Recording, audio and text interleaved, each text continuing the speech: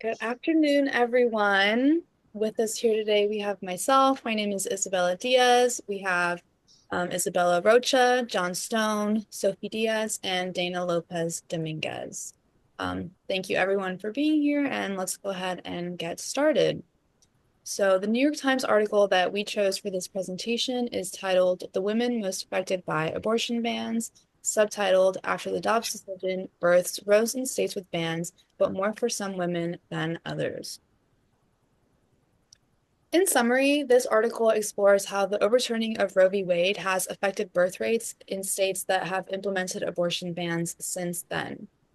We get to read about a new study with birth data from 2023, whose findings suggest that certain demographics of women are more vulnerable to the effects of these changes and are struggling at greater rates. Unfortunately, these demographics include women of color, women with less education, lower income, and women in rural southern regions where accessibility to abortion clinics is extremely limited. The relevant course concepts, and these are the chapters we're going to go over here, are Chapter 8, Relationships, Chapter 7, Sexuality and Sexualization, Chapter 9, Reproduction and Parenting, Chapter 10, Work, and then Chapter 13, Mental Health.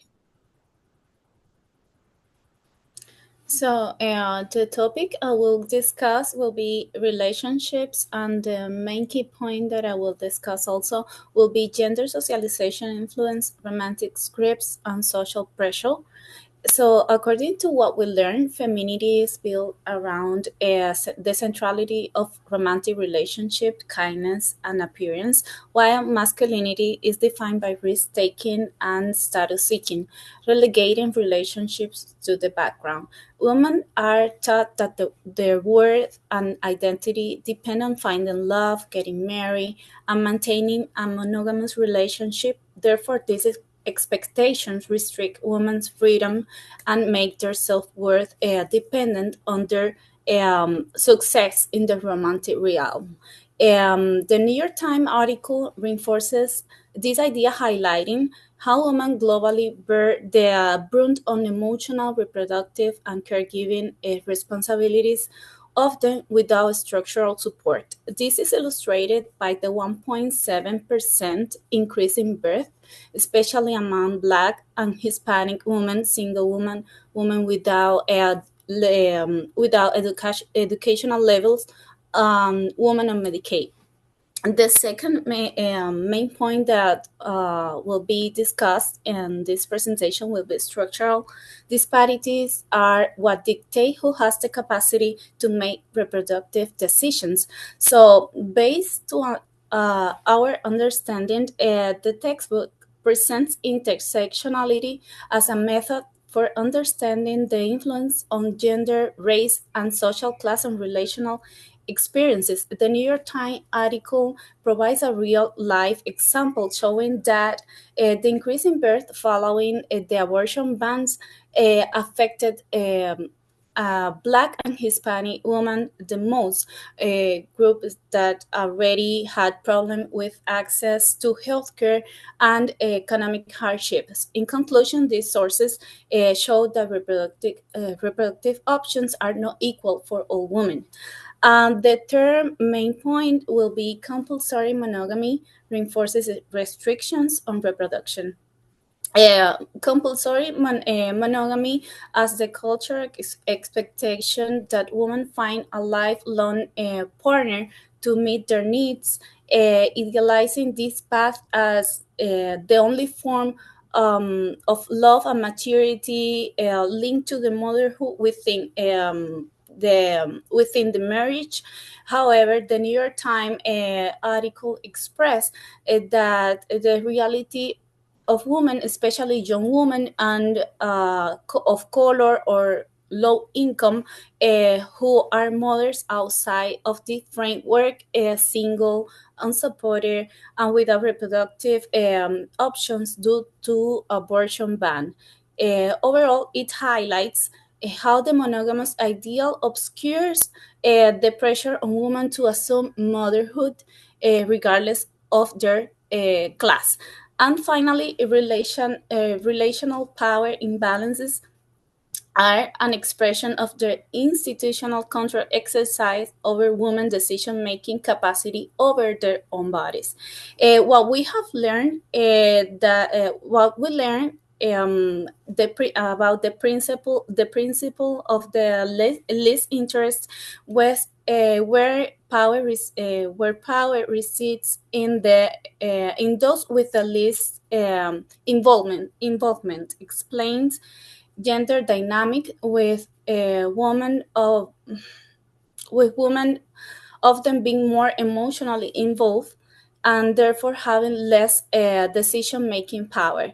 Abortion prohibition exemplifies this, placing the burden of unplanned pregnancies on women, particularly vulnerable ones, while their partners can ignore it, restricting abortion.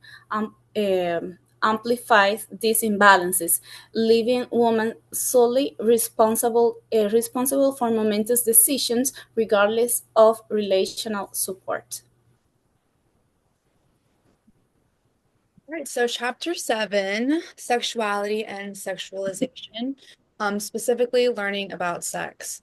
So this chapter points out that the ways in which we learn about sex and the messages and attitudes that we retain about sex have the potential to not only influence just our thinking, but our actions as well. And these are long-term effects, right? So in our article summary, we briefly touched on the fact that some of the women most affected by these abortion bans are women with less education and women from Southern rural American communities. Looking at these two demographic categories, we can find and make a really strong connection between Southern and rural states that have banned abortions and those same states having a lack of comprehensive sex education in their public high schools, which is something that we read about in chapter 7.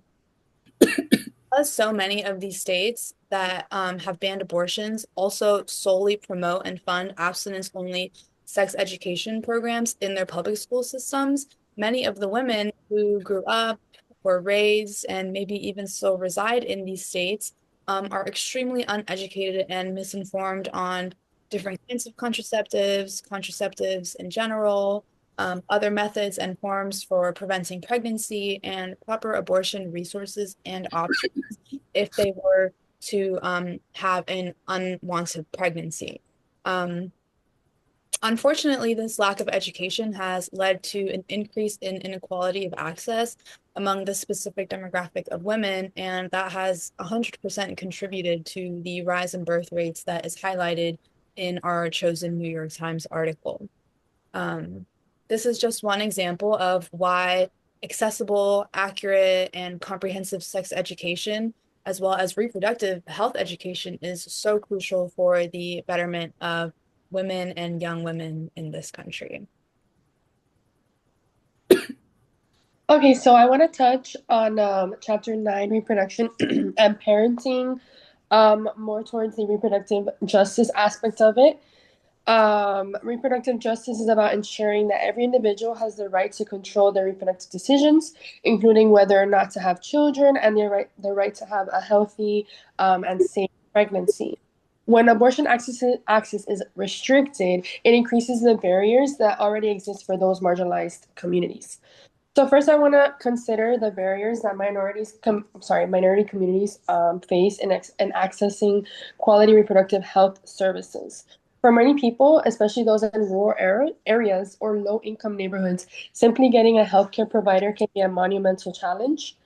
Issues like lack of local clinics, limited transportation, and prohibitive costs for care, especially if there's inadequate insurance coverage.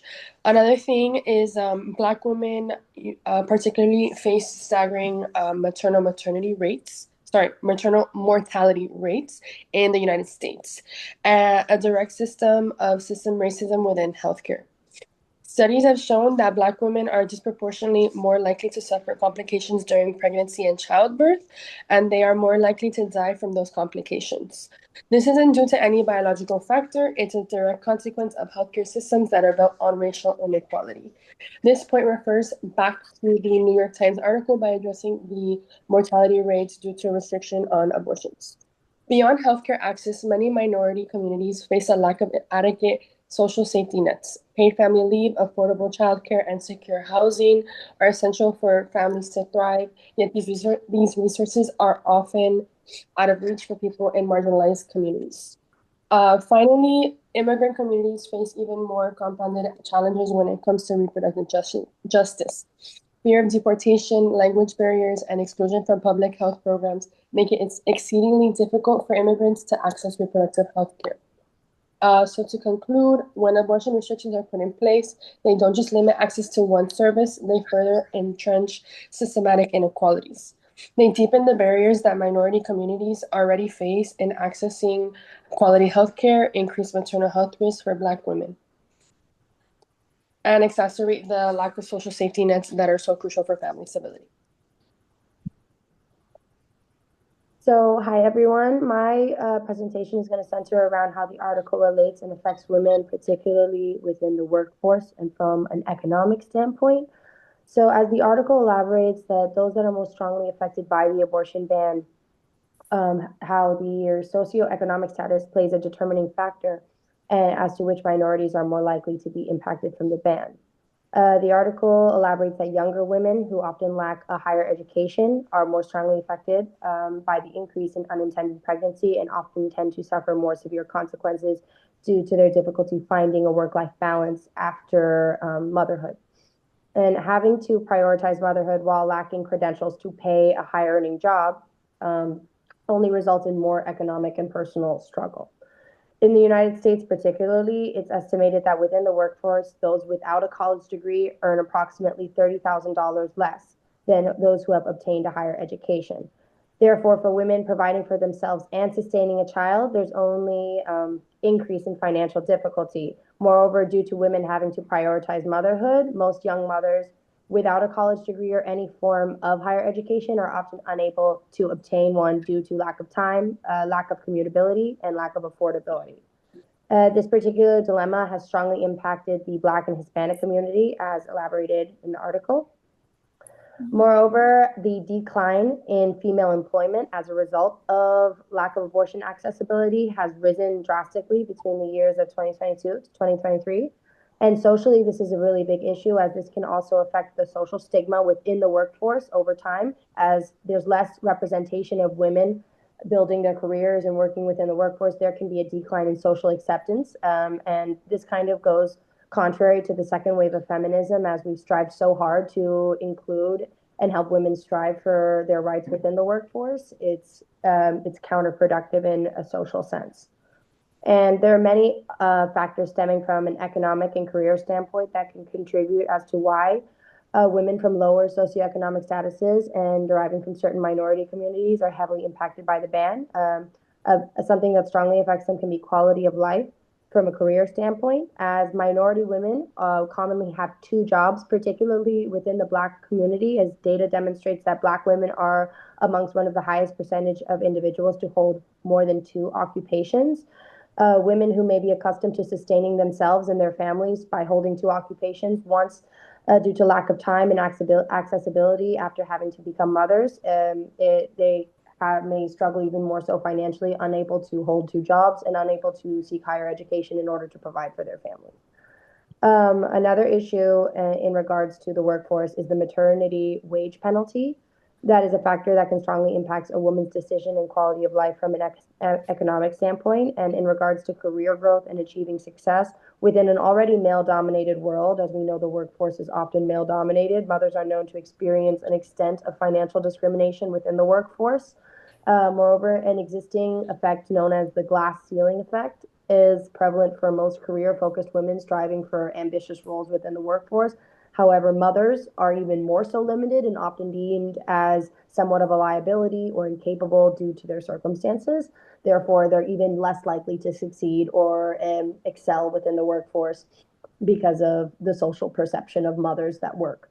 And these limitations are far more drastic and prevalent amongst young working mothers, more so than even older working mothers who are already struggling financially to sustain themselves and are more likely to lack higher education. And chapter 13 is going to be about mental health and some of the causes of psychological distress. That'll come with a lot of these decisions that have to be made. Um, there's a major importance in providing women with comprehensive reproductive health services that include abortions. And these abortions can have significant implications for a woman's mental well-being.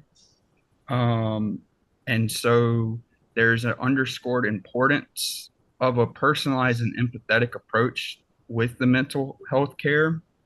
And this includes stuff like counseling and support, as the approach to care can help to mitigate any potential negative psychological effects of abortion or from having an abortion, and further empower women to make their own informed choices about their reproductive health. Um, the other chapters, as well as this one, discussed the intersectional nature of reproductive justice and how it doesn't just affect um, a low income woman, but it affects women of color and the minority community a lot more, and it affects them both at a terribly rate. And then the counseling to reduce the negative psychological effects of an abortion, as I said, it's just there's different individual emotions that will be attached to these abortions, and then the abortion ban prohibiting women from not having abortion causes additional negative psychological effects. There should be a heavy focus on, empowering women when it comes to these reproductive decisions that have to be made, and putting in place the appropriate types of support for all the financial issues that occur from, having a child or not having a child, and like the way that can affect, again, psychologically.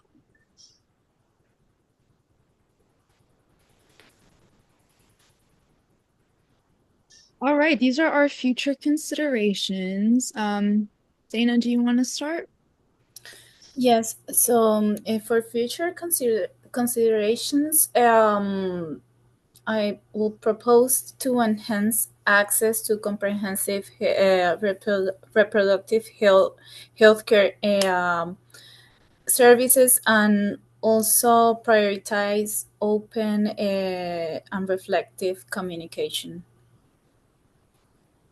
Great. So, for chapter 7, specifically learning about sex, I think that the most important future consideration is to heavily expand and fund comprehensive sex education in American public schools, but specifically in states where there have been implemented abortion bans. If you don't want women to get abortions, then you should definitely provide the education that they need in order to not get pregnant, have an unwanted pregnancy, or understand, their options.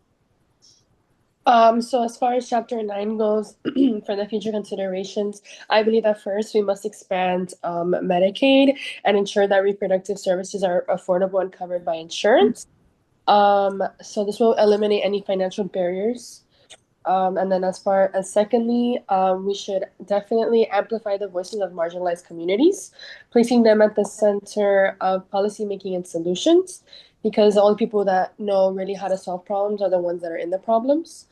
And reproductive justice isn't just about access; it's about empowering those most affected to lead, to change the world and move forward. And in regards to advocating for more substantial support for women in the workforce, I think the most important is a raised awareness within the workforce that can help women address these issues by offering more flexibility within work arrangements and flexibility within hours, ensuring that part-time work is available for women who are also mothers, and also ensuring more flexibility, not only within work hours, but within financial support and things such as paid financial leave. And finally, in order to help social awareness and advocacy, it's imperative to break the negative social stigma surrounding women who are career driven, but also mothers, and balancing and finding work-life balance. And then for chapter 13, basically the future considerations there is an increase in funding for mental health services, especially in these states that have seen these abortion bans.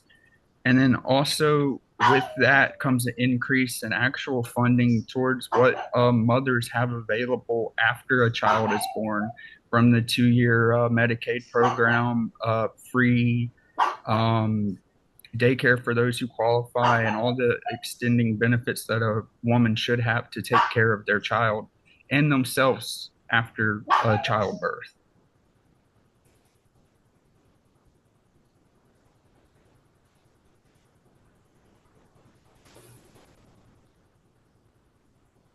Sophie, did you still want to do the closing comments or? I didn't get the closing. No worries. So, closing comments. Reproductive health and abortions are multifaceted, multidimensional, and intersectional issues. These issues demand nuance, understanding, and compassion. Thank you all for your time. This concludes our presentation.